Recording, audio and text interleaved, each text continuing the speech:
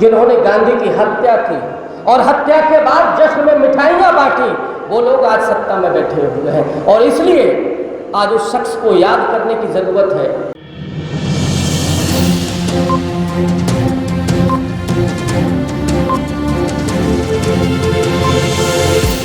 झूठ से दूर, खबरों से भरपूर। गांधी वो शख्स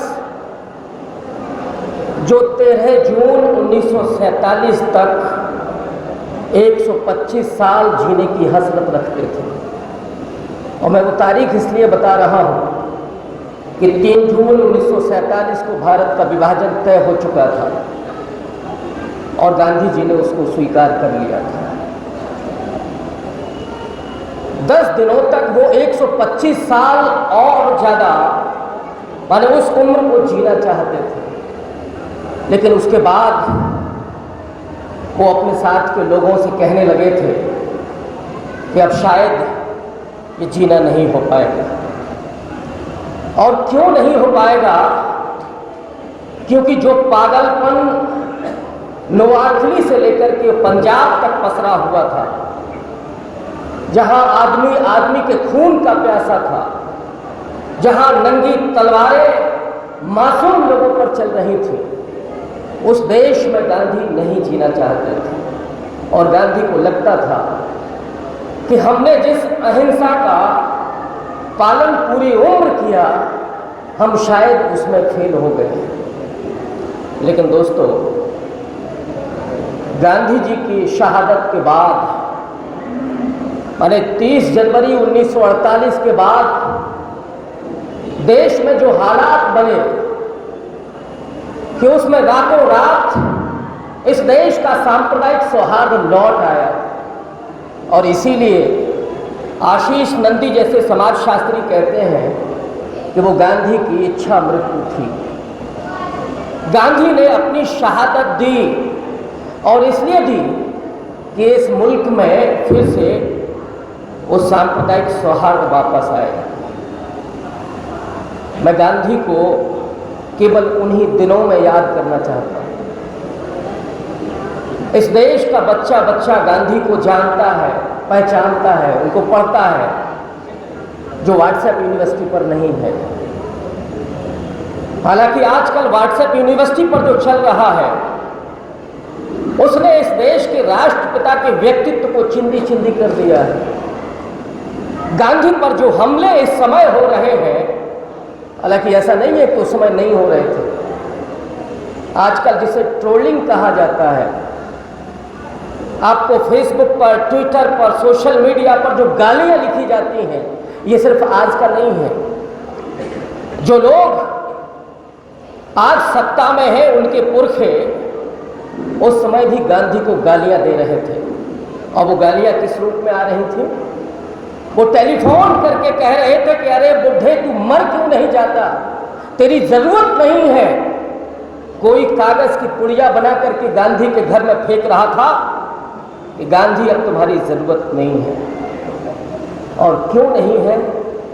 क्योंकि गांधी अपनी इच्छा के अनुसार अगर 125 साल जी गए होते तो शायद इस मुल्क में आज जो सत्ता में बैठे हुए हैं उनके लिए कोई स्पेस नहीं होता। लेकिन गांधी बेबस थे, क्योंकि जिस पागलपन से वो लगातार लड़ते आए थे 1915 से लेकर के 1947 तक, चाहे वो असहयोग का आंदोलन हो, खिलाफत का आंदोलन हो, या उसके बाद के तमाम आंदोलन भारत छोड़ो तक, गांधी लगातार। और मैं गांधी को वहाँ पर याद करना चाहता हूँ जहाँ गांधी देश के विभाजन के बाद जो आज़ादी का वक्त है, उस आज़ादी के वक्त में जो पागलपन है, गांधी जी दौड़ दिल्ली में नहीं होते हैं, दौड़ करके नोआखली जाते हैं। जब खबरें आती हैं कि वहाँ 7 दिनों से जो मुस्लिम कट्टरपंथी हैं वो हिंदुओं का कत्लेआम कर रहे हैं, क्योंकि वहाँ पर हिंदू अल्पसंख्यक थे। गांधी को खबर मिलती है, उस समय वो बिहार में थे। वहाँ से वो चल करके नोआखली पहुँचते हैं, लेकिन कलकत्ते में ही रुकना पड़ता है, क्योंकि हालात तो कलकत्ते के भी खराब थे। वहाँ पे भी वही पागलपन था। लेकिन ये गांधी की खूबी थी कि गांधी ने कलकत्ते में 3 दिन के भीतर अपने व्रत के जरिए, अपने अनशन के जरिए उस पागलपन को रोका। उस पागलपन के दौर में सिर्फ एक ही व्यक्ति था जो इस हिंसा को, इस नफरत को रोक सकता था। और फिर नोआखली, जहां पर उन्होंने उसी शिद्दत के साथ उन हत्यारों का, उन लोगों का मुकाबला किया। और फिर गांधी लौटते हैं दिल्ली की तरफ, जाना चाहते थे पंजाब, क्योंकि पंजाब के जो हालात थे वो बेहद ख़राब थे। लेकिन रुकना पड़ता है उनको दिल्ली में, क्योंकि दिल्ली की जो आबो हवा थी वो मुसलमानों के खिलाफ हो चुकी थी। मुसलमान कहीं लाल किले में, कहीं जामा मस्जिद में छिप रहे थे। इन हालातों में गांधी ने पटेल और नेहरू को बुला करके इस बात को कहा कि जब तक दिल्ली में हिंसा खत्म नहीं होगी तब तक मैं पंजाब की ओर कूच नहीं करूंगा। मैं कहना सिर्फ ये चाहता हूं कि वो गांधी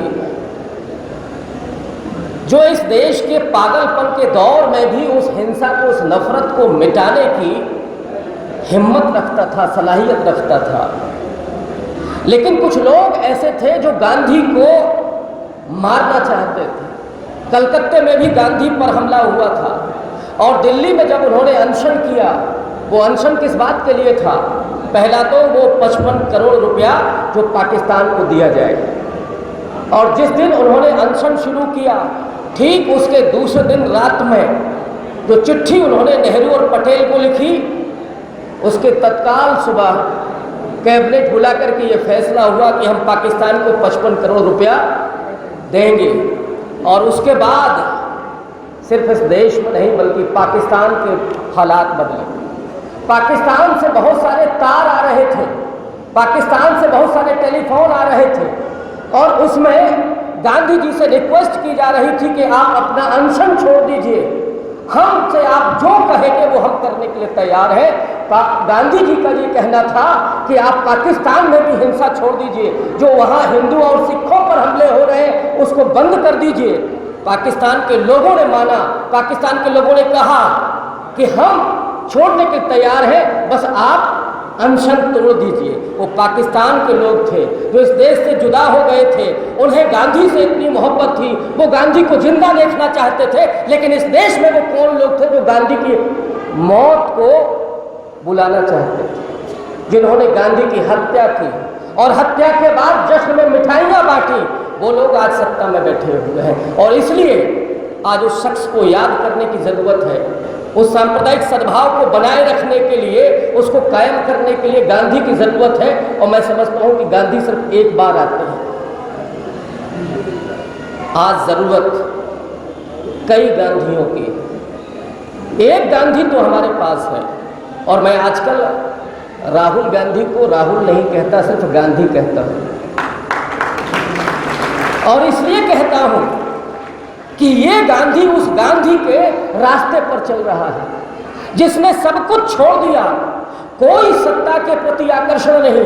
वो चाहता है कि इस देश में नफरत और हिंसा को मिटाया जाए, कन्याकुमारी से लेकर के लद्दाख तक इस देश को एक किया जाए। और इसीलिए पूरा देश राहुल गांधी के साथ एकजुट हो रहा है। भारत जोड़ो यात्रा के वो दृश्य आपने देखे होंगे जिसमें क्या बुजुर्ग, बच्चे, विकलांग महिलाएं, वो सब राहुल गांधी से मिलने के लिए बेकरार। और इसीलिए कई बार मैं ये कहता हूँ कि इस देश में जो अभी नफरत और हिंसा दिखाई पड़ रही है वो बहुत फौरी है, क्योंकि इस देश के लोग मूल रूप से अमन पसंद हैं, शांति प्रिय हैं। और इस वक्त में एक चीज़ और हुई है कि जो माहौल पूरा बना है, उस माहौल में मैं बहुत फक्र के साथ और बहुत सम्मान के साथ कहता हूँ कि मुसलमानों ने सबसे ज़्यादा उस सब्र का इम्तिहान दिया है। और आज अगर गांधी का कोई वारिस हो सकता है, कोई गांधी का उत्तराधिकारी अगर कोई संप्रदाय हो सकता है तो वो मुसलमान है, क्योंकि आज वो गांधी के उन पद चिन्हों पर चल करके वो सब्र को बराबर कायम रखे हुए हैं। वरना जो लोग आग लगाना चाहते हैं, जो लोग हिंसा फैलाना चाहते हैं, अगर मुसलमान भी खड़े हो जाए तो फिर उनके तो मंसूबे पूरे हो जाएंगे। इसलिए मैं समझता हूं कि आज गांधी का अगर कोई असली वारिस कोई संप्रदाय है तो वो मुस्लिम संप्रदाय है। कल का राहुल गांधी का मैं एक वीडियो देख रहा था, बहुत सारे लोग उस वीडियो की आलोचना करेंगे कि क्या लालू जी से मटन की रेसिपी सीखी जा रही है, लेकिन उसमें संदेश ये है कि इस देश का कोई गुंडा, कोई मवाली, कोई उपद्रवी आपके घर का मेनू कार्ड चेक न करे। ये राहुल गांधी ने मटन का वो पूरा रेसिपी बता करके आप तक संदेश पहुंचाया, इस देश के लोगों तक संदेश पहुंचाया। इसलिए मुझे लगता है कि हम लोगों को आज जैसे देश की हम लोगों ने कल्पना की थी, वो सिर्फ इतना ही नहीं कि वो देश चांद पर पहुंचेगा, सिर्फ इतना ही नहीं कि वो 5वीं अर्थव्यवस्था बनेगा, बल्कि हमने ये भी ख्वाब देखा था कि इस देश में सांप्रदायिक सद्भाव कायम हो और लोकतंत्र का एक सिद्धांत है। मुझे नेहरू की एक बात याद आती है।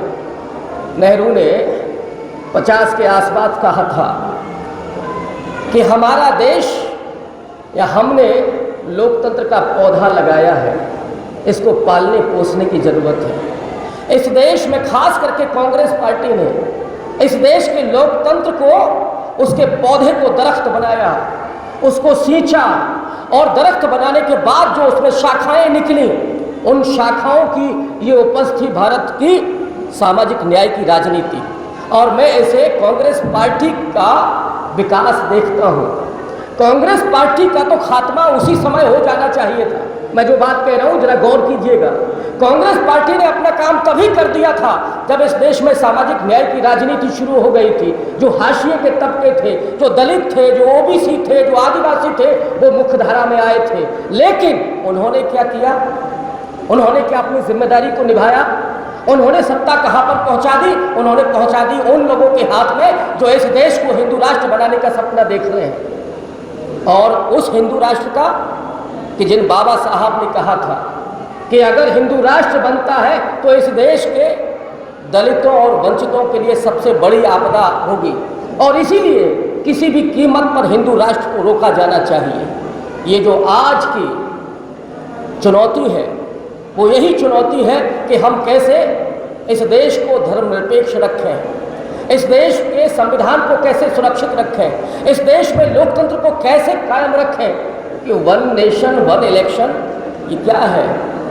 क्या मोदी जी चुनाव कराने के मूड में है, या इसके जरिए वो इस देश के लोकतंत्र के गला घोंटने के लिए तैयार हैं? इसलिए हम सबको एकजुट होकर के उसके लिए खड़ा होना चाहिए जो आज निस्वार्थ होकर के इस देश में सांप्रदायिक सौहार्द के लिए संघर्ष कर रहा है। और वो हर व्यक्ति उतना ही इष्टतम है जो इसके लिए काम कर रहा है। और इसलिए मुझे लगता है कि आज का ये सद्भाव सम्मेलन महत्वपूर्ण है और इसका सिर्फ यहीं रुक जाना ठीक नहीं, बल्कि इसका जो संदेश है वो और दूर तक जाना चाहिए, इस देश के कोने कोने तक जाना चाहिए। तभी हम अपने मुल्क को, अपने देश को सुरक्षित रख सकते हैं। बहुत शुक्रिया।